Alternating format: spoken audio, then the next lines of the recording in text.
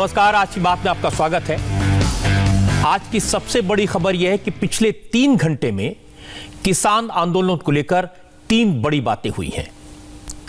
पहली, दिल्ली पुलिस ने किसान नेताओं के खिलाफ एफआईआर दर्ज की है।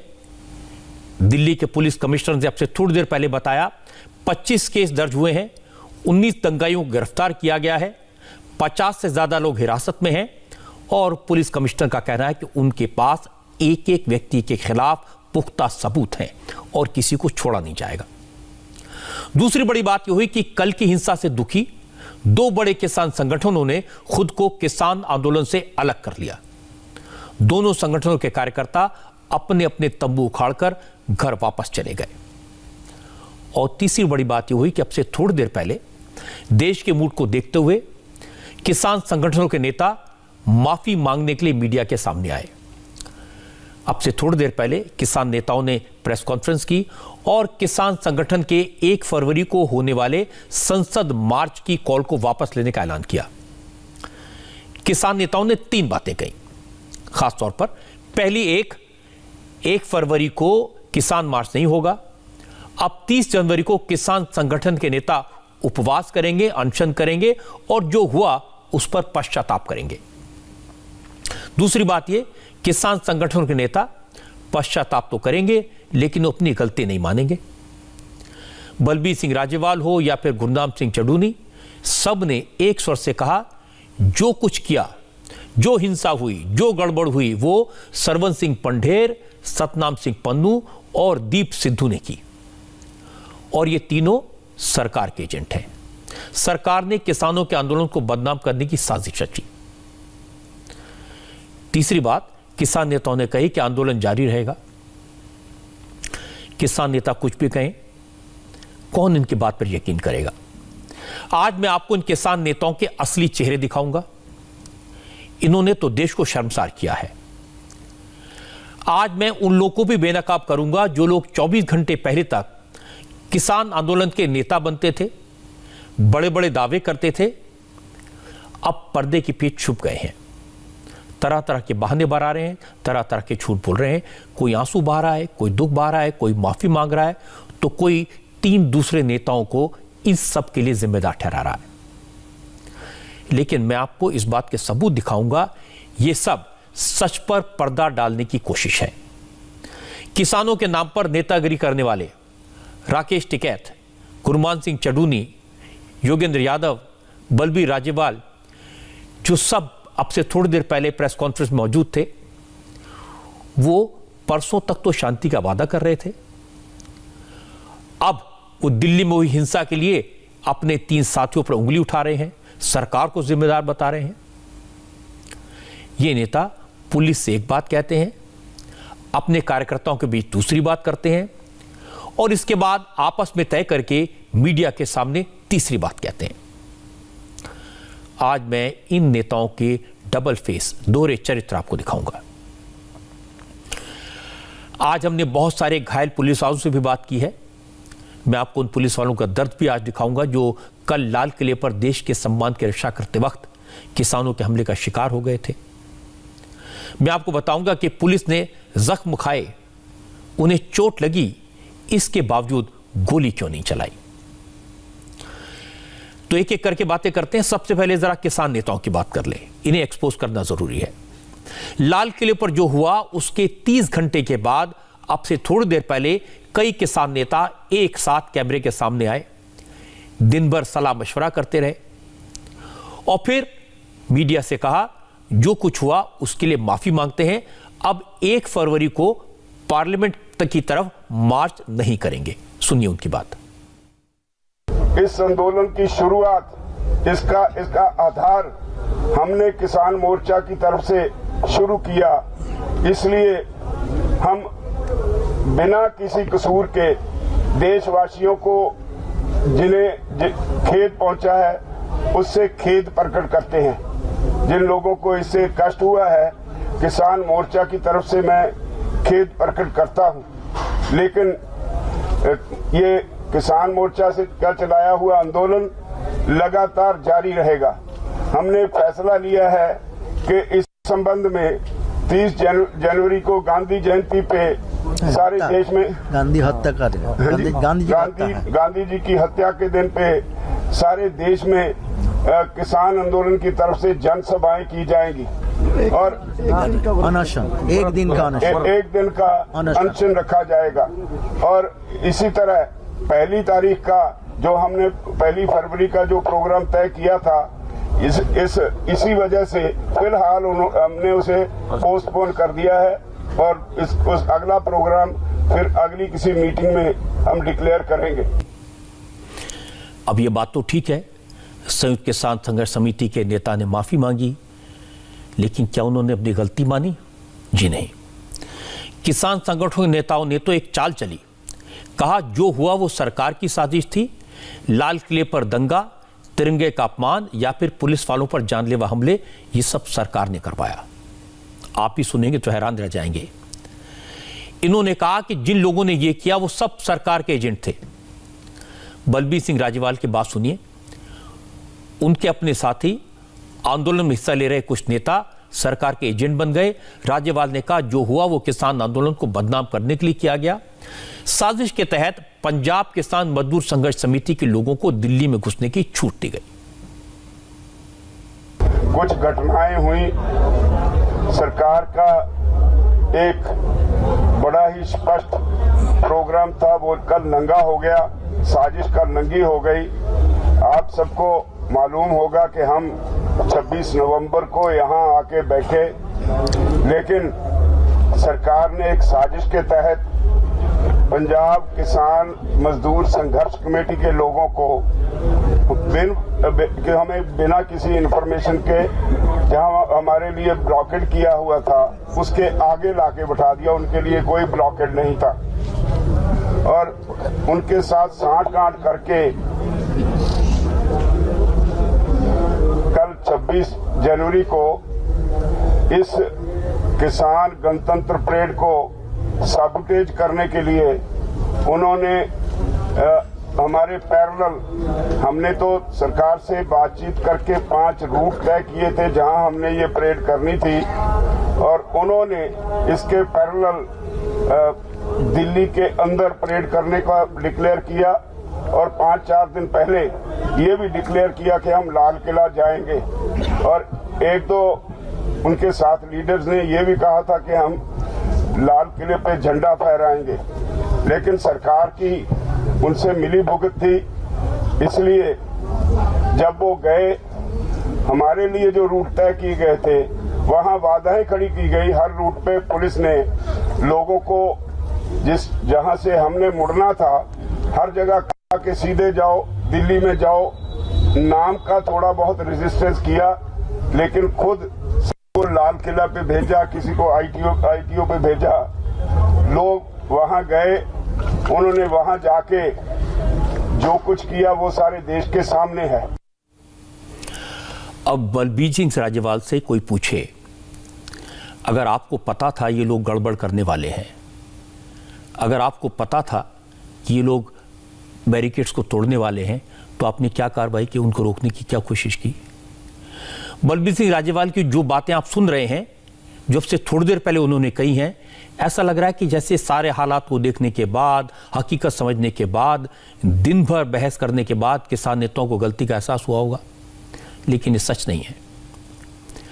किसान नेताओं ने आज जो कहा उसकी स्क्रिप्ट कल ही लिखी जा चुकी थी। बलबीर सिंह राजेवाल ने आज जो कहा उसका एक एक शब्द अपने सपोर्टर से उन्होंने कल रात ही कह दिया था। कल रात भी बलबीर सिंह राजेवाल ने कहा था जो हुआ सब सरकारी साजिश है। राजेवाल ने कहा पुलिस ने जानबूझकर उन रूट्स पर बैरिकेड्स लगा दिए थे जो रूट किसानों के लिए तय हुआ था। पुलिस ने जानबूझकर रास्ता बदला और कुछ लोगों को लाल किले की तरफ भेजा। राजेवाल ने अभी मीडिया के सामने जो बात कही है, ये सारी बातें वो पहले कह चुके हैं, लेकिन सच कुछ और भी है।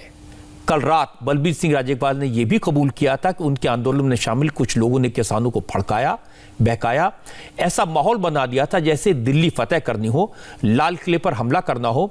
इसी तरह के बयानों का असर हुआ, नौजवान जोश में आ गए और होश खो बैठे। पर एक गल सानू ये भी ध्यान रखना चाहिए, पता होना चाहिए ਜਦੋਂ ਇਹੋ ਜਿਹਾ ਮਾਹੌਲ ਬਣਾ ਦਿੱਤਾ ਗਿਆ ਜਿਵੇਂ 26 ਜਨਵਰੀ ਨੂੰ ਅਸੀਂ ਦੇਸ਼ ਦੀ ਸਰਕਾਰ ਉੱਤੇ ਲਾਲ ਕਿਲੇ ਉੱਤੇ ਹਮਲਾ ਕਰਨਾ ਹੋਵੇ, ਇਦਾਂ ਦਾ ਪ੍ਰਚਾਰ ਕੀਤਾ ਗਿਆ ਭਈ ਦਿੱਲੀ ਫਤਿਹ ਕਰਕੇ ਆਉਣੀ ਹੈ। ਫਿਰ ਜਿਹੜਾ ਸਾਡਾ ਨੌਜਵਾਨ ਵਰਗ ਹੈ ਉਹਨਾਂ ਦਾ ਉਤੇਜਿਤ ਹੋਣਾ ਕੁਦਰਤੀ ਹੈ।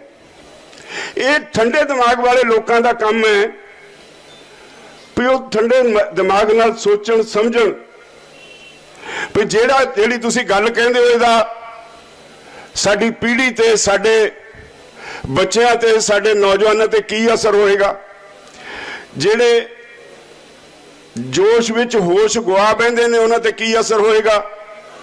ਇਹ ਸੋਚਣ ਤੋਂ ਬਿਨਾਂ ਕੁਝ ਲੋਕਾਂ ਨੇ ਐਡਾ ਵੱਡਾ ਪ੍ਰਚਾਰ ਕੀਤਾ ਜਿਵੇਂ ਦਿੱਲੀ ਤੇ ਹਮਲਾ ਕਰਨਾ ਹੋਵੇ। ਇਹਨੇ ਬਲਦੀ ਤੇ तेल पाया। अब ये कितना बड़ा झूठ है ये बलबीर सिंह राजेवाल भी जानते हैं। पुलिस के पास वीडियो हैं, सबूत हैं, दंगा करने वाले कौन थे उनके बारे में पूरी जानकारी है। और राजेवाल भी जानते हैं इसके पीछे 3 किसान लीडर थे। उन्होंने नेताओं के नाम लिए लेकिन उन्हें साथ साथ सरकार का कुत्ता बताया। कहा पंडेर, पन्नू और दीप सिद्धू ने हिंसा भड़काई, अब इन लोगों को अपने बीच घुसने नहीं देना। मैं ਇਹੋ ਜਿਹੇ ਕੁੱਤੇ ਸਰਕਾਰ ਦੇ ਖਰੀਦੇ ਹੋਏ ਕੁੱਤਿਆਂ ਤੋਂ ਮੈਂ ਬਿਲਕੁਲ ਨਹੀਂ ਡਰਦਾ। ਜਿਹਦਾ ਜੀ ਕਰਦਾ ਮੈਨੂੰ ਜਿੱਥੇ ਮਰਜੀ ਸ਼ਰੇ ਬਾਜ਼ਾਰ ਟੱਕਰ ਲੈ, ਮੈਂ ਰੋਜ਼ ਮੌਤ ਨਹੀਂ ਸੇੜਨੀ। ਜਿਹੜਾ ਇਹੋ ਜਿਹਾ ਘਟੀਆ ਕਰਮ ਕਰਦਾ ਜਿਹਨੇ ਜਿਹੜਾ ਕੱਲ ਹੋਇਆ ਦੀਪ ਸਿੱਧੂ ਵਰਗੇ, ਸਰਵਨ ਸਿੰਘ ਪੰਧੇਰ ਵਰਗੇ ਜਿਨ੍ਹਾਂ ਦੀਆਂ ਅਸੀਂ ਮਿੰਨਤਾਂ ਕਰਕੇ ਥੱਕੇ ਇਹ ਕੰਮ ਨਾ ਕਰੋ, ਅਸੀਂ ਹਾੜੇ ਕੱਢੇ, ਭਾਈਚਾਰੇ ਨੂੰ ਬਰਬਾਦ ਨਾ ਕਰੋ, ਇਹੋ ਜਿਹੇ ਲੋਕਾਂ ਨੂੰ ਬਿਲਕੁਲ ਮੂੰਹ ਨਾ ਲਾਓ। ਮੇਰੀ ਤੁਹਾਨੂੰ ਅਪੀਲ ਹੈ ਪਿੱਛੇ ਵੀ ਸਾਰੇ ਪੰਜਾਬ ਵਿੱਚ ਦੱਸ ਦਿਓ ਵੀ ਦੇਸ਼ ਦੇ ਪੰਜਾਬ ਦੇ ਲੋਕਾਂ ਦੇ ਸਭ ਤੋਂ ਵੱਡੇ ਗੱਦਾਰ ਆ ਪੰਨੂ ਔਰ ਪੰਧੇਰ ਨੇ, ਦੀਪ ਸਿੱਧੂ ਹੈ, ਜਿਹੜੇ ਸਮਾਜ ਵਿਰੋਧੀ ਅੰਸਰ ਹੈ ਸਾਰੇ ਤੁਸੀਂ ਜਾਣਦੇ ਹੋ। ਜੇ ਇਹੋ ਜਿਹੇ ਲੋਕਾਂ ਨੂੰ ਸਿਰ ਚੜਾਈ ਜਾਓਗੇ ਤਾਂ ਤੁਹਾਨੂੰ ਗੁੰਮਰਾਹ ਕਰਨਗੇ ਹੀ ਨਾ, ਔਰ ਤੁਹਾਡੀ ਦੁਰਵਰਤੋਂ ਕਰਕੇ ਆਪਣਾ ਵਪਾਰ ਚਲਾਉਂਦੇ ਰਹਿਣਗੇ ਨਾ। अगर बलबीर सिंह राजेवाल को पता था कि पन्नू क्या करने वाले हैं, सिद्धू क्या करने वाले हैं, उन्होंने उनके मंच पर कब्जा कर लिया था, नौजवानों को गुमराह कर रहे थे, तो फिर उन्होंने आंदोलन को जारी क्यों रखा? ट्रैक्टर परेड को रोका जा सकता था। उन्हें जनता को, मीडिया को, सरकार को पहले बताना चाहिए था कि कुछ लोग गड़बड़ करने वाले हैं। इन लोगों के इरादे क्या हैं उनकी मिन्नतें करने के बजाय उनकी शिकायत करनी चाहिए थी। बलबीर सिंह राजेवाल बड़े नेता हैं, उन्हें इस तरह गुमराह करने वाली बातें नहीं करनी चाहिए। हजारों किसान उनकी कॉल पर घर बार छोड़कर दिल्ली आए, 2 महीने से सड़कों पर बैठे हैं। कम से कम बलबीर सिंह राजेवाल को उन किसान परिवारों के साथ ये डबल स्टैंडर्ड नहीं अपनानी चाहिए। मैं आपको एक और किसान नेता गुरनाम सिंह चढ़ूनी की बात सुनवाता हूं।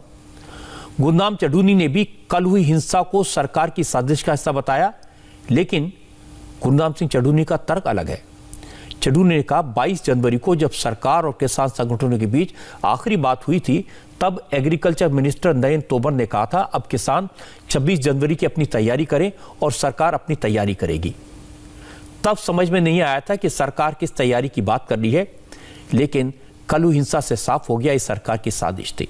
किस तरह से बातों को तोड़ा मरोड़ा जा रहा है ये भी आप सुनिए। जिस दिन हमारी आखिरी मीटिंग थी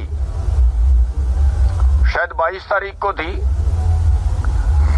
22 तारीख को जब बात टूटी तो कृषि मंत्री जी ने ये कहते हुए मीटिंग समाप्त की कि ठीक है 26 तारीख की आप भी तैयारी करो और 26 तारीख की हम भी तैयारी करते हैं। अब हमें नहीं मालूम था कि वो किस तरह की तैयारी करेंगे। हम तो शांतिपूर्वक काम कर रहे थे अपना, हमें नहीं पता था कि इस तरह का कोई षड्यंत्र हमारे साथ रचा जाएगा।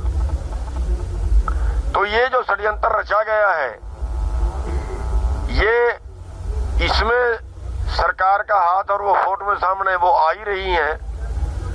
तो हम आज की प्रेस कॉन्फ्रेंस के माध्यम से पूरे देशवासियों से ये अपील करना चाहेंगे कि ये व्यक्ति का हो सकता है और सरकार द्वारा प्रायोजित हो सकता है, लेकिन जो किसान मोर्चा है, जो किसान आंदोलन है, वो हमेशा देश के लिए काम किया है और देश के लिए काम करता रहेगा। गुरनाम सिंह चड्डूनी बिना किसी सबूत के सरकार की साजिश की बातें कर रहे हैं। लेकिन मैं आपको सच बताता हूं, 2 दिन पहले वो कह रहे थे अगर पुलिस ने रास्ता रोका तो बैरिकेड्स तोड़कर ट्रैक्टर परेड निकालेंगे। वही चड्डूनी अब कह रहे हैं कि उन्होंने तो पुलिस को पहले बता दिया था कि नए रूट से सभी किसान खुश नहीं हैं और वो बगावत कर सकते हैं। पुलिस ने उनकी बात नहीं सुनी, कुछ नहीं किया, इसलिए हिंसा हो गई।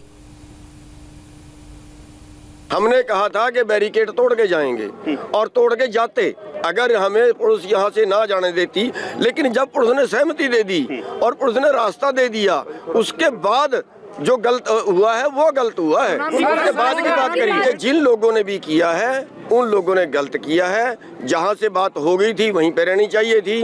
और दूसरी चीज ये है कि उसके पहले जो प्रशासन ने रूट दिया था, मैंने प्रशासन को 4-5 बार रिक्वेस्ट की कि आप जो रूट दे रहे हैं, इस रूट से लोग सहमत नहीं होंगे, लोग बगावत कर जाएंगे और वो लोगों की बगावत आपको भी भारी पड़ेगी, हमें भी भारी पड़ेगी। और उसके बावजूद उन्होंने नहीं सुनी और वही बात हुई। चड्डूनी से पूछा गया उन्होंने अपने सपोर्टर्स को रोका क्यों नहीं? अगर वो इतने बड़े नेता हैं तो लाल की तरफ जाने वालों को रोक सकते थे, क्यों जाने दिया?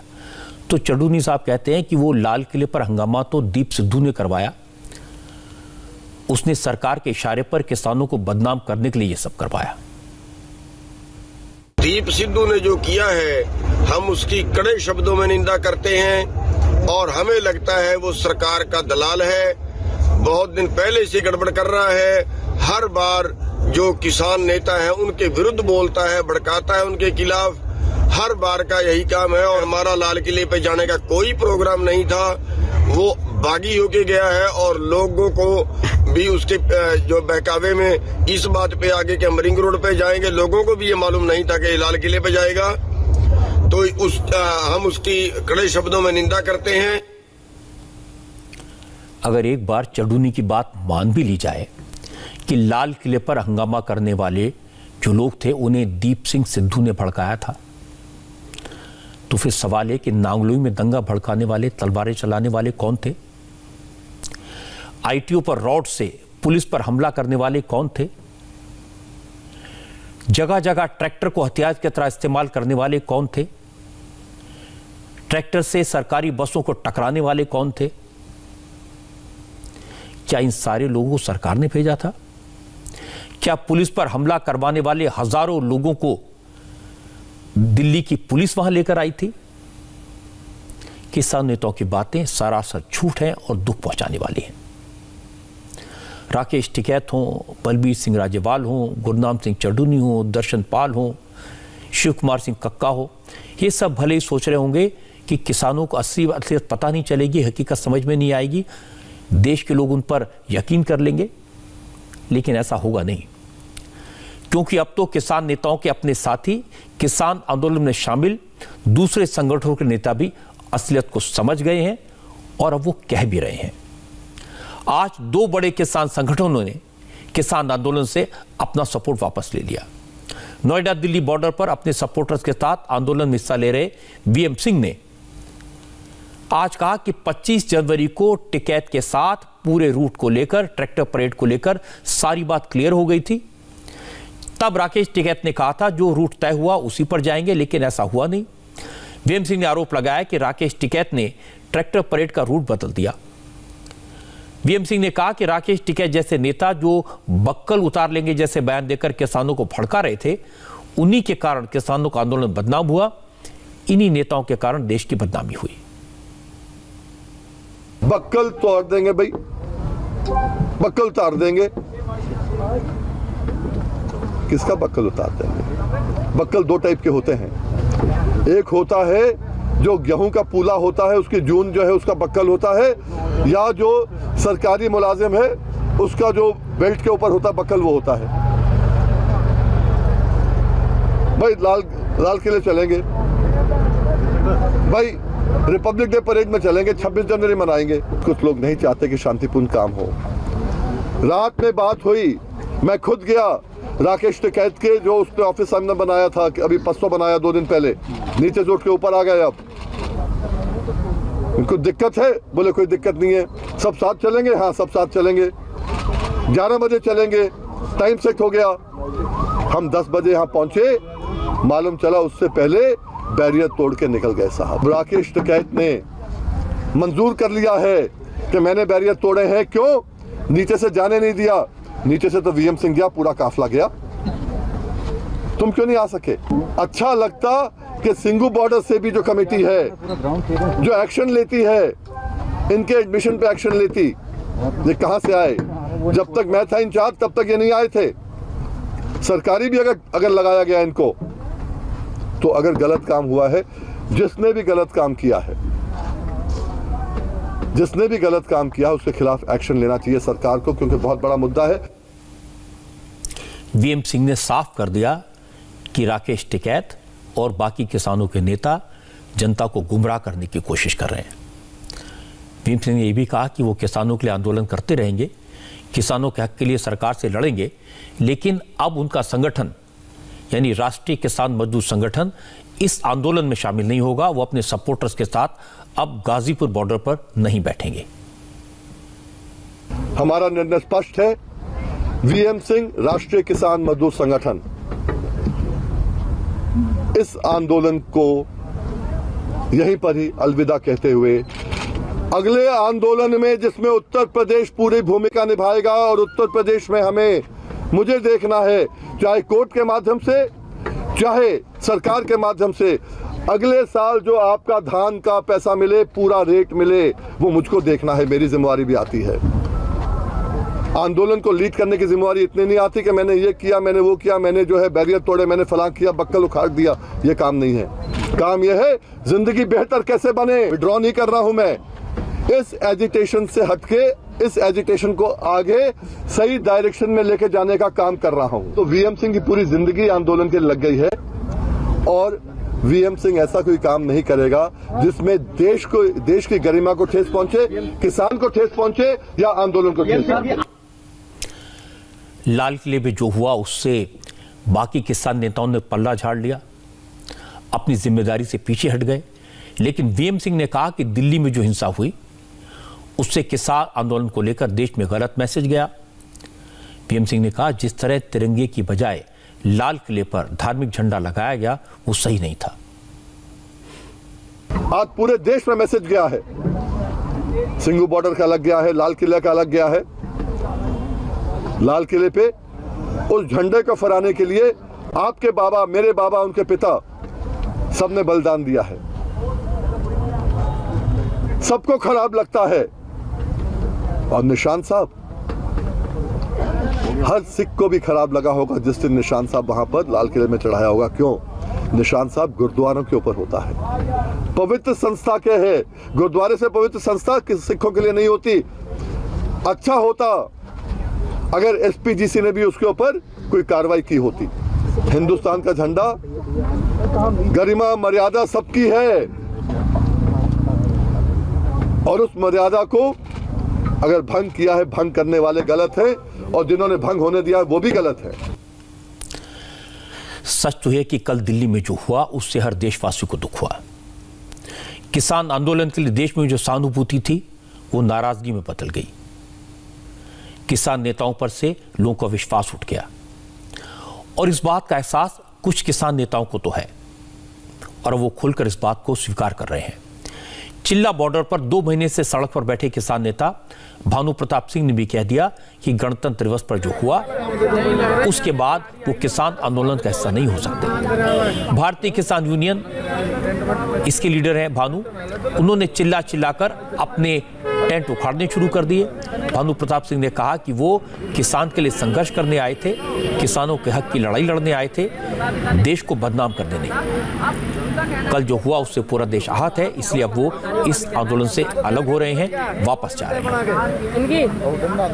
मैं कल की घटना से इतना दुखी हूं और इतना शर्मसार हूं कि अब मेरा मन चिल्ला बॉर्डर से इस समय काल और परिस्थिति के अनुसार मैं आज घोषणा करता हूं कि अपने भारतीय किसान भानु के जो संगठन का यहाँ धरना चल रहा था लगभग 58 दिनों से, उसको खत्म करता हूँ, समाप्त करता हूँ। देश के किसानों को ये आगाह करना चाहता हूँ कि वो भारतीय किसान यूनियन भानु पर विश्वास करें और उनके हित में और उनके संरक्षण में और उनके जो भावना होंगी उनके लिए भारतीय किसान यूनियन हमेशा संघर्षरत रहेगा। सारी बातें सुनने के बाद 2-3 बातें साफ हो जाती हैं। किसान मोर्चे के जो नेता कल तक अपने आप को देश भर के किसानों का ठेकेदार बताते थे, अब वो एक्सपोज हो गए हैं। कोई पन्नू को दोषी बता रहा है, तो कोई पंडेर को, तो कोई दीप सिद्धू को। लेकिन जब यही पन्नू, यही पंडेर, यही सिद्धू इन किसान नेताओं के साथ धरने पर बैठे थे, रोज इनके साथ मीटिंग्स में जाते थे, तो किसी ने नहीं कहा ये दंगाई हो सकते हैं। ट्रैक्टर रैली के पहले की रात को कुछ लोगों ने किसान नेताओं के मंच पर कब्जा कर लिया था, कहा था कि किसान यूनियन के नेता बिक गए हैं, अब हम लीडर हैं। उन्होंने ऐलान किया था खुलेआम कि वो लाल किले पर ट्रैक्टर लेकर जाएंगे। आज जो लोग पन्नू और पंडेर का गाना गा रहे हैं, उन्हें यह बात पुलिस को बतानी चाहिए थी, लेकिन ये लोग चुपचाप रजाइयां ओढ़कर सोते रहे। सुबह सुबह जब कुछ लोगों ने 8 बजे ही ट्रैक्टर निकाल दिए, बैरिकेड तोड़ दिए, तो न टिकैत ने, न दर्शनपाल सिंह ने, न चडूनी ने उन्हें रोकने की कोशिश की। इसलिए अब इन किसान नेताओं की बातों पर किसी का भरोसा नहीं है। इन्होंने अपना विश्वास खो दिया है। लेकिन पन्नू और पंडेर भी दूध के धुले नहीं है। इन्होंने वादा खिलाफी की, साजिश की, पुलिस पर हमला करवाया। मैं आपको थोड़ी बैकग्राउंड बता देता हूं कि सरवन सिंह पंडेर और सतनाम सिंह पन्नू हैं कौन। पंडेर पंजाब में माझा इलाके के किसान संगठन किसान मजदूर संघर्ष कमेटी के महासचिव हैं। 2007 में सतनाम सिंह पन्नू ने किसान मजदूर संघर्ष कमेटी का गठन किया था। 13 साल पुराने इस संगठन का बेस अमृतसर में है। 7-8 जिलों के किसान और खेतिहर मजदूर इस संगठन से जुड़े हैं। सरवन सिंह पंडेर इस संगठन का चेहरा है। यह संगठन 2 महीने से किसान आंदोलन में पूरी तरह शामिल है। सरवन सिंह पंडेर और सतनाम सिंह भी किसान नेताओं की मीटिंग्स में शामिल होते हैं। हालांकि सही है कि पंडेर और पन्नू ने 2 दिन पहले साफ कर दिया था कि वो अपने सपोर्टर्स के साथ रिंग रोड पर ही ट्रैक्टर मार्च निकालेंगे। उन्होंने कह दिया था कि पुलिस का दिया हुआ रूट उन्हें मंजूर नहीं है। लेकिन किसान मोर्चे के नेताओं ने उनके बारे में कुछ नहीं कहा, कोई एक्शन नहीं लिया। आज सरवन सिंह पंडेर कह रहे हैं कि जो हुआ उसके लिए दीप सिद्धू जिम्मेदार है, उसने सब करवाया, और यह भी कह दिया कि दीप सिद्धू बीजेपी का आदमी है। अब जो दीप सिद्धू है उसकी फोटो प्रधानमंत्री जी के साथ भी आ रही है। इसके बाद पहले भी पंजाब का मीडिया और हम बोलते रहे भी आदमी पर हमारे शक है। अब दीप सिद्धू जी किधर से गए लाल किले के पास और कहां से वापस आए, और वहां भी देखे गए जो साधारण लोग होते हैं, हजार हो, वो साधारण होते हैं, किसान हो, मजदूर हो, कोई भी नौजवान भड़क सकता। और जिसने ये छुपके से काम किया, जिसने ये भड़काया, वो दोषी है। तो हम आज भी पूरे देश के सामने भी जो कुछ हुआ बहुत अफसोसनाक था। हम इसकी भर्त्सना करते हैं, ऐसा बिल्कुल नहीं होना चाहिए था, ये हमारा कार्यक्रम नहीं था। अब राजेवाल तो पन्नू और पंडेर को सरकार की बात के आदमी बता रहे थे, और ये दीप सिद्धू को सरकार का आदमी बता रहे हैं। दीप सिद्धू की बात सबसे ज्यादा कांग्रेस के नेताओं ने दिखाई। वो दीप सिंह सिद्धू की नरेंद्र मोदी के साथ एक तस्वीर दिखाते हैं, जिसका जिक्र पन्नू और पंडेर भी करते हैं। और ये सही है कि सनी देओल बीजेपी के एमपी हैं और दीप सिंह सिद्धू को मोदी से मिलाने ले गए थे। लेकिन 6 दिसंबर को सनी देओल ने ऐलान कर दिया था कि सिद्धू से अब उनका कोई लेना देना नहीं है। जब दीप सिद्धू किसान आंदोलन में जोर शोर से शामिल हुए, उन्होंने बयानबाजी की, तो कांग्रेस के नेताओं ने उन्हें लपक लिया, उनकी तारीफ की। लेकिन मेरा कहना है कि दीप सिंह सिद्धू हो, पंडेर हो या पन्नू हो, ऐसे लोग किसी के नहीं होते, न किसानों के न समाज के। इन लोगों ने अपनी सियासत चमकाने के लिए हिंसा का सहारा लिया है। इन लोगों ने तोड़फोड़ की है, पुलिस पर हमला किया है, किसानों के आंदोलन को बदनाम किया है। ये किसानों के दुश्मन है, देश के दुश्मन है। आज दिल्ली पुलिस ने पूरे सबूतों के साथ, वीडियो के साथ कल हुई हिंसा की सारी हकीकत सामने रख दी। दिल्ली के police commissioner SN Srivastava media के सामने आए। उन्होंने बताया कि कल हुई हिंसा के लिए वो किसान नेता जिम्मेदार हैं जिन्होंने पुलिस को लिख कर दिया था कि वो कानून का पालन करेंगे। पुलिस कमिश्नर ने कहा कि सतनाम सिंह पन्नू हो या पंडेर या फिर दर्शनपाल, सब एक ही पेज पर थे, एक ही थाली के चट्टे बट्टे हैं। हिंसा के लिए सारे नेता जिम्मेदार हैं, सब लोग एक मंच पर थे और सब के सब लोगों को भड़का रहे थे। 1:25 की शाम को यह समझ में आई कि वे अपने वादे से मुकर रहे हैं। जो अग्रेसिव और मिलिटेंट एलिमेंट्स थे उनमें से उनको उन्होंने आगे कर दिया।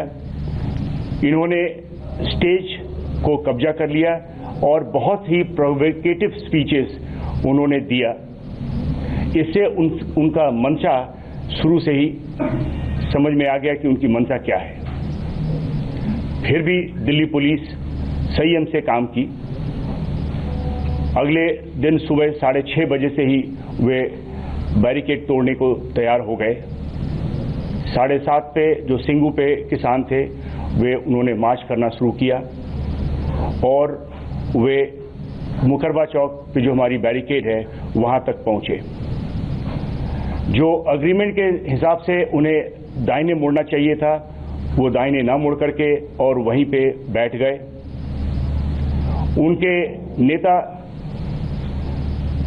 सतनाम सिंह पन्नू, उन्होंने काफी भड़काऊ भाषण दिया, जिसके बाद वहां जो उनके साथ फार्मर्स थे उन्होंने बैरिकेड तोड़ने पे आमादा हो गए। उनके एक और किसान नेता जो दर्शनपाल सिंह, वो भी वहां पे बैठ गए और दाहिने मुड़ने से मना कर दिया। आप समझ सकते हैं कि किसान मोर्चे के नेता एक दूसरे पर इल्जाम लगा रहे हैं, एक दूसरे को दोषी ठहरा रहे हैं, लेकिन सच है ये सब एक थैली के चट्टे पट्टे हैं। दिल्ली के पुलिस कमिश्नर ने बताया कि पुलिस की गलती तो ये थी कि किसान के इन नेताओं पर यकीन कर लिया। किसान मोर्चे के नेता अपने सारे वादों से मुकर गए। किसान मोर्चे के नेताओं ने लिख कर दिया था कि वो सारी बात मानेंगे, रूल्स फॉलो करेंगे, लेकिन किसानों ने ऐन वक्त पर रूट बदल दिया और दिल्ली में मार्च करने पर आमादा हो गए।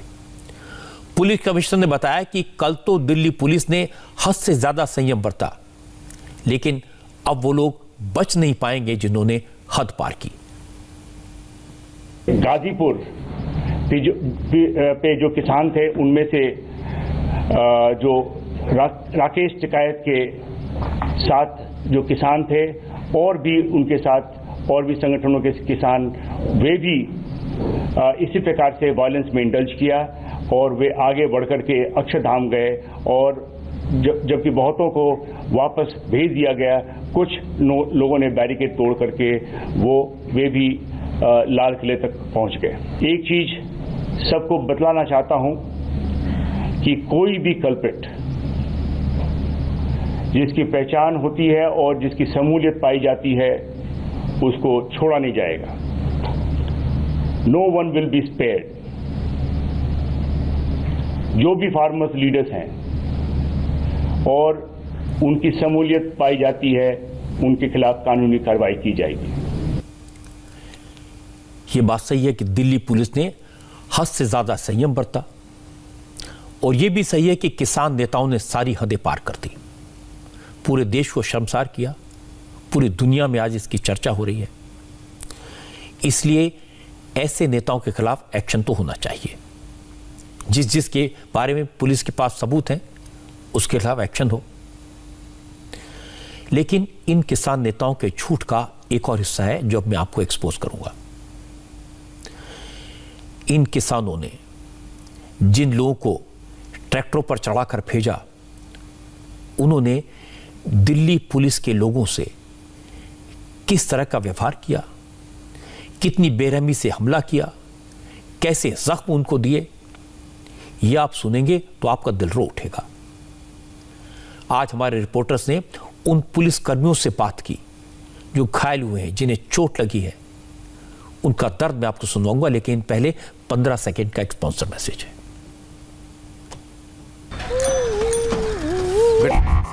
आखिर क्या हैं वो फीचर्स जो इंडिया टीवी लाइव ऐप को बनाते हैं सबसे अलग, सबसे बेहतर, और जिसने दिलाया इसे देश की सबसे इनोवेटिव न्यूज ऐप का खिताब? चलिए देखते हैं। कल गणतंत्र दिवस के मौके पर किसानों ने लाल किले पर जो किया, लाल किले का जो हाल किया, सुरक्षा में तैनात पुलिस वालों को जो जख्म दिए, वो भयानक है। इतना कुछ होने पर भी दिल्ली पुलिस ने संयम बरता। दंगाइयों की भीड़ में आम लोग भी थे। किसी भी तरह से सख्त कार्रवाई से जान का भारी नुकसान हो सकता था।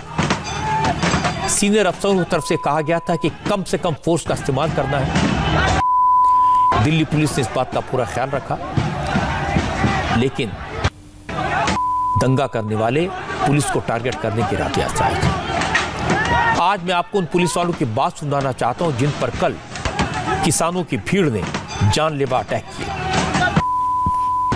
मैं आपको उन पुलिस वालों की बात सुनाना चाहता हूं जिन्होंने अपनी आंखों से दंगाइयों का तांडव देखा। कल की हिंसा के बारे में बताते बताते पुलिस वाले सहम गए। कुछ ने तो यहां तक कहा कि उन्हें उम्मीद ही नहीं थी कि वो आज जिंदा बचेंगे या नहीं।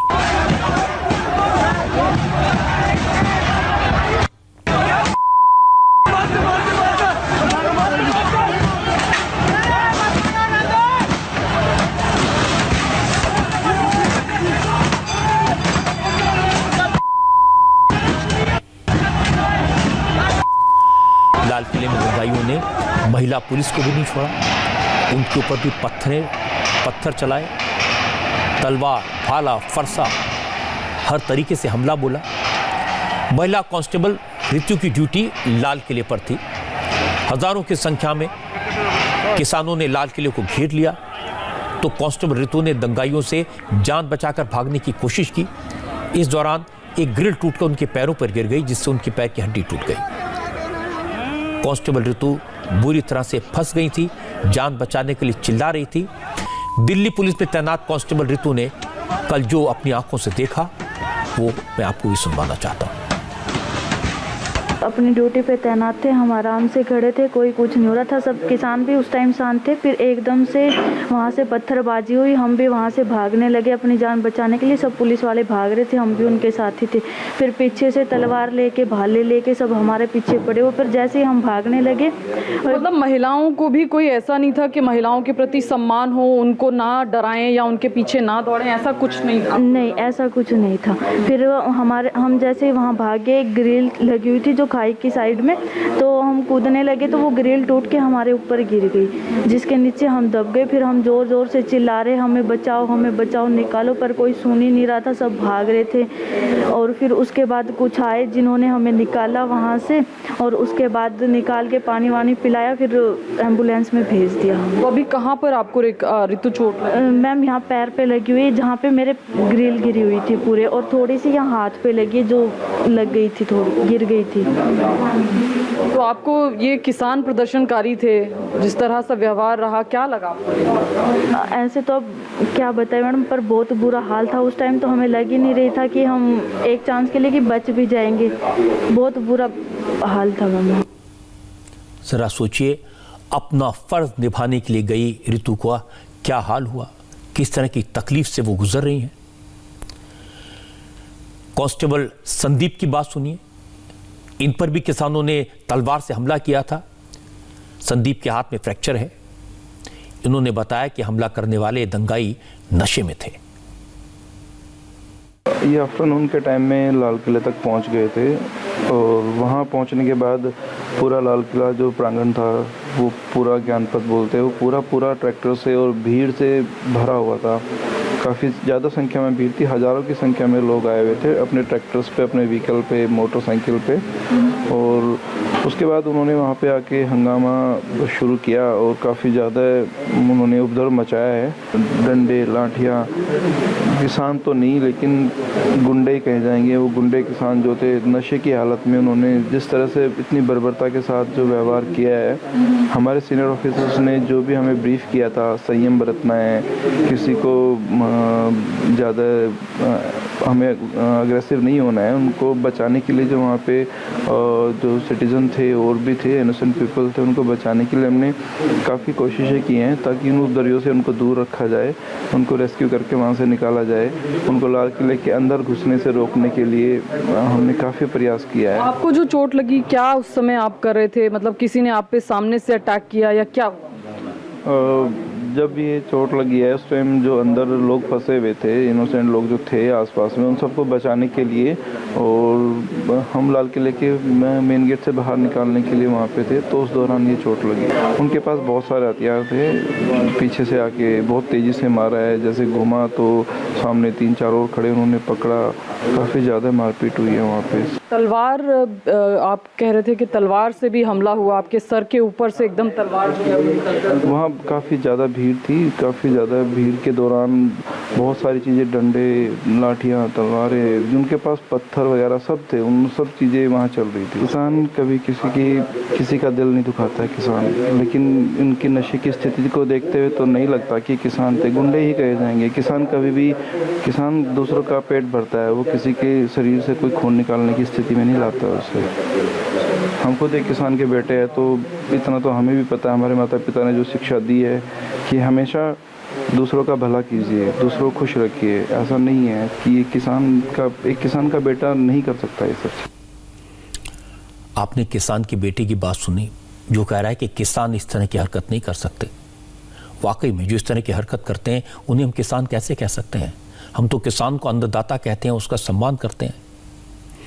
और किसान मोर्चे के जो नेता ये कह रहे हैं कि लाल किले पर भीड़ पुलिस ने जुटाई थी, उन्हें दिल्ली पुलिस के एसएचओ पीसी यादव की बात सुननी चाहिए। पीसी यादव अपने साथियों की मदद से किसानों को रोकने की कोशिश कर रहे थे, लेकिन दंगाई ज्यादा थे, पुलिस वाले कम। एसएचओ पीसी यादव के कुछ साथी बुरी तरह घायल हो गए थे क्योंकि उन पर किसानों ने हमला किया था। वो अपने घायल साथियों को उठाकर हॉस्पिटल की तरफ ले जाने की कोशिश कर रहे थे। इस दौरान कुछ किसानों ने उन्हें घेर लिया। एसएचओ ने बताया उनका साथी बुरी तरह घायल है, हॉस्पिटल पहुंचाना जरूरी था, लेकिन किसानों को रहम नहीं आया। पीसी यादव के हेलमेट पर तलवार से वार किया गया और उसके बाद क्या हुआ यादव साहब को याद नहीं। जब हम उनको रैंपर से हटाने की कोशिश कर रहे थे, ये थोड़े से एग्रेसिव हो गए वहाँ पे और नीचे इन्होंने फिर कई तरह के हथियार थे लोगों के पास, उनके पास तलवारें थी, भाले थे, फर्जे थे, कई और सारी चीज़ें थी, डंडे थे। नीचे इन्होंने कुछ साथियों पे हमला कर दिया, हमारे कई साथी घायल हो गए। उसमें भी एक हमारा साथी था, उसको सर पे बहुत ज़्यादा इंजरी थी, वो लगभग कोलैप्स होने की पोजीशन में था। तो मुझे लगा इसको अभी लेके निकलना बहुत ज़रूरी है, तो मैं उसको लेके निकल रहा था और मैं क्या भी रहा था इसको हॉस्पिटल जाने दो, हम हॉस्पिटल जाने दो बस। जैसे हम लोग बाहर निकले, उन्होंने फिर उसको भी नहीं देखा और जो भी हो सकता था इनके पास लाठी, डंडे, तलवार, उससे हमला कर दिया। उन्होंने बॉडी प्रोटेक्टर पहना हुआ था, हेलमेट था, तो काफ़ी सब बहुत सारे ब्लोज हेलमेट में झेल गए, लेकिन एक बाद में तलवार सी मारी किसी ने तो हेलमेट टूट गया। उसके बाद फिर मैं भी थोड़ा बेहोश हो गया, फिर मुझे पता नहीं क्या। हमने बिल्कुल अटमोस्ट रेस्ट्रेंट का इस्तेमाल किया, क्योंकि अगर हम लोग फोर्स इस्तेमाल करते तो बहुत ज़्यादा कैजुअल्टी हो सकती थी, बहुत ज़्यादा नुकसान हो सकता था। तो जितना रेस्ट्रेंट हो सकता था हमने सारा इस्तेमाल किया। हम लोग, हमारे बहुत सारे साथी घायल भी हुए, लेकिन हमने फिर भी कोशिश ये करी कि हम लोग किस तरह की जवाबी कार्रवाई ना करें इन पर और सिर्फ उनको रोकने की कोशिश करें। पुलिस वालों की हालत देखकर दिल दुखता है। जो फर्ज निभा रहे थे, जो हमारी रक्षा में लगे थे, उनके साथ इस तरह का दुर्व्यवहार, उन पर इस तरह का हमला, इसे देश कभी माफ नहीं करेगा। लेकिन एक सवाल सब पूछते हैं कि पुलिस वालों पर हमला हुआ, तलवारें चली, वो बुरी तरह जख्मी हुए, तो भी पुलिस ने गोली क्यों नहीं चलाई? तिरंगे का अपमान हुआ, लाल किले की शान में गुस्ताखी हुई, तो भी पुलिस ने फायरिंग क्यों नहीं की? पुलिस इतनी बेबस क्यों नजर आई? सच तो यह कि कुछ किसान नेता चाहते थे कि गोली चले, कुछ राजनीतिक दल, कुछ सियासी नेता चाहते थे कि खून की गंदी नदियां बहें। साजिश तो इस बात की थी कि दिल्ली में जलियांवाला बाग बना दिया जाए। मंशा तो यह थी कि नरेंद्र मोदी को जनरल डायर बना दिया जाए। सरकार इस मंशा को समझती थी, इसलिए पुलिस को संयम बरतने की हिदायत दी गई थी। आज जो नेता पूछ रहे हैं कि पुलिस ने एक्शन क्यों नहीं लिया, दंगा करने वालों को लाल किले तक पहुंचने क्यों दिया, उन्हें रोका क्यों नहीं? अगर गोली चलती तो यही लोग पूछते पुलिस ने किसानों का खून क्यों बहाया। अगर पुलिस की गोली से एक व्यक्ति भी मर जाता तो ये लोग मोदी को मौत का सौदागर बताते। इसलिए पुलिस की तारीफ होनी चाहिए, उन्होंने चोट खाई, अपने जिस्म पर जख्म लिए, लेकिन गोली नहीं चलाई, किसी का खून नहीं पाया। लेकिन दुख की बात है कि पुलिस के जवान, जिन्हें अपना भाई समझ रहे थे, जिन्हें हम अन्नदाता कहते हैं, हकीकत में उनमें से कुछ लोग देश के दुश्मन निकले। इन लोगों ने पुलिस का खून बहाया, इसके साथ देश के सम्मान को ठेस पहुंचाई, लाल किले की शान में दाग लगाया।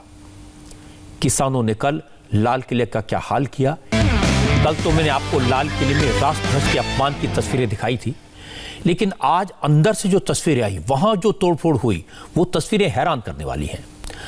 कल किसान संगठनों के नेताओं ने हजारों किसानों की भीड़ को लाल किले पर चढ़ाई करने भेज दिया था। आज वहां तबाही और बर्बादी के निशान हैं। गेट पर बने काउंटर टूट गए, पुलिस की जिप्सी, सीआईएसएफ की गाड़ी तोड़ दी गई। दंगाइयों ने जो देखा सब बर्बाद कर दिया। हमारे संवाददाता कुमार सोनू आज जब लाल किले के अंदर गए तो वहां टिकट काउंटर, एंट्री गेट, वहां मौजूद बैरिकेटिंग और सारे इसके अंदर जमीन पर बिखरे थे। जो झांकियां परेड का हिस्सा बनी, उन्हें भी डैमेज कर दिया गया। इतना ही नहीं, ऑडियो टूर रूम को भी वेंडलाइज कर दिया गया और फिर सीसीटीवी कैमरे तोड़ दिए गए ताकि उनकी करतूत कैमरे में कैद ना हो सके। हैरानी की बात है कि लाल किले पर हमला करने वाले किसान वहां से बहुत सारा सामान लूट कर ले गए। इसीलिए आज पुलिस ने जो केस दर्ज किए उनमें डकैती की धारा भी शामिल है। वैसे किसान लाल किले से सिर्फ सामान लूट कर नहीं ले गए, पुलिस वालों से हथियार भी छीने गए। ये सारी बातें आज सामने आई हैं। तो जानकर हैरानी होगी कि कल दिल्ली में जो हिंसा हुई उसमें दिल्ली पुलिस के जवानों से किसानों ने टीयर गैस के शेल फायर करने वाली 3 बंदूकों को छीन लिया था। पुलिस ने इनमें 2 गन्स तो बरामद कर ली हैं, लेकिन एक गन अभी भी गायब है और ये गन किसानों के पास है और वो इसे तमगे की तरह पेश कर रहे हैं। आज इसका एक वीडियो सामने आया। ये लाल किले की तस्वीर है जहां एक किसान ने पुलिस से टीयर गैस की गन छीन ली थी और भाग गया और इसके बाद किसान ने सबके सामने खड़े होकर वीडियो बनवाया और ऐलान किया कि वो पुलिस से छीन कर लाया है। ये गन अभी भी गायब है और पुलिस अब इस शख्स को खोज रही है।